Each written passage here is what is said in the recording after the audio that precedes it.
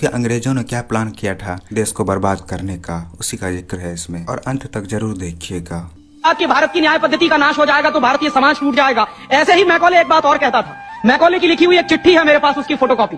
London में एक library है, उसका नाम है इंडिया ऑफिस लाइब्रेरी। वहां से मैंने निकलवाई। इंडिया ऑफिस लाइब्रेरी में से ऐसे कुछ 50,000 से ज्यादा डॉक्यूमेंट्स मैं निकाल के लाया और वहां के कई लोगों की मदद से हमने वो निकलवाए। तो उनमें एक चिट्ठी है मैकॉले की, वो उसके अपने पिताजी को उसने लिखी। जब वो यहाँ ऑफिसर बन के आया है तो मैकॉले क्या लिख रहा है कि भारतीय समाज को अगर बर्बाद करना है तो भारतीय न्याय पद्धति बर्बाद करो। तो वो करने के लिए उसने आईपीसी बना दिया, सीआरपीसी बना दिया, सीपीसी बना दिया और बर्बाद हुई। दूसरी बात वो कहता था कि भारतीय समाज को बर्बाद करना है तो भारतीय शिक्षण पद्धति का नाश करो। तो मैकॉले कहा करता था कि जो भारतीय शिक्षण पद्धति है, वो खुद मानता था इस बात को, यह दुनिया की सबसे ज्यादा विकसित और सबसे अच्छी पद्धति। क्या होता था, यहां गुरुकुल चलते थे, गुरुकुलों में विद्यार्थी पढ़ते थे और विद्यार्थी 20 साल तक 25 साल तक ब्रह्मचर्य का पालन करते हुए शिक्षा ग्रहण करते थे, संस्कार मिलते थे और वो संस्कार लेकर समाज में जाते थे। उन्हीं संस्कारों से संस्कृति बनती थी और वही संस्कृति भारतीय संस्कृति कहलाती थी। ऋषि थे, मुनि थे, बड़े बड़े ज्ञानी थे, महात्मा थे, वो गुरुकुलों को चलाया करते थे और सारे के सारे गुरुकुल जो चला करते थे उनमें वेदों का अध्ययन, पुराणों का अध्ययन, उपनिषदों का अध्ययन, जो भारतीय ज्ञान है, जो भारतीय मनीषा है, उन्हीं सबका अध्ययन संस्कृत के माध्यम से कराया जाता था। मैकॉले ने क्या किया कि गुरुकुलों का नाश अगर करना है तो उसने एक कानून बनाया। क्या कानून बनाया? संस्कृत में जितने विद्यालय इस देश में चलते थे हिंदुस्तान में अंग्रेजों के जमाने में, उन सबको उसने इल्लीगल घोषित किया, गैर कानूनी। और उसने प्रतिबंध लगा दिया कि संस्कृत भाषा के माध्यम से कोई भी गुरुकुल चलेगा उसको अंग्रेजी सरकार मान्यता नहीं देगी। तो मान्यता किसको देगी?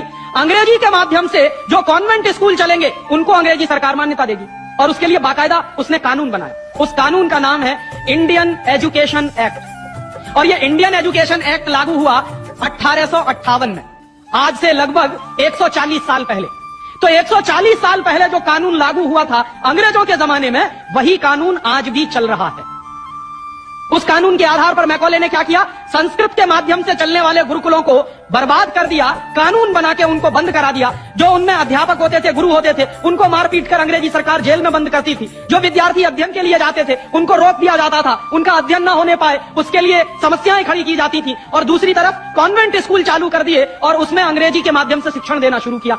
एक दिन उसने अपने बाप को चिट्ठी लिखी और इस चिट्ठी में उसने ये लिखा कि मैंने हिंदुस्तान में एक ऐसी शिक्षण पद्धति पैदा कर दी है जिसमें अगर हिंदुस्तानी विद्यार्थी पढ़ेंगे तो पढ़कर निकलने के बाद वो शरीर से हिंदुस्तानी होंगे, दिमाग से सब अंग्रेज हो जाएंगे। वो देख रहे हैं, अभी देख रहे हैं। तो शरीर से हिंदुस्तानी और दिमाग से अंग्रेज।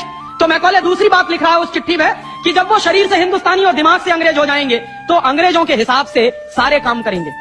और वो विद्यार्थी जब कॉन्वेंट स्कूल में से निकलेंगे तो सबसे ज्यादा गालियां भारतीय संस्कृति को देंगे, सबसे ज्यादा गालियां अपने माँ बाप को देंगे। कैसे? मॉम और डैड कह के।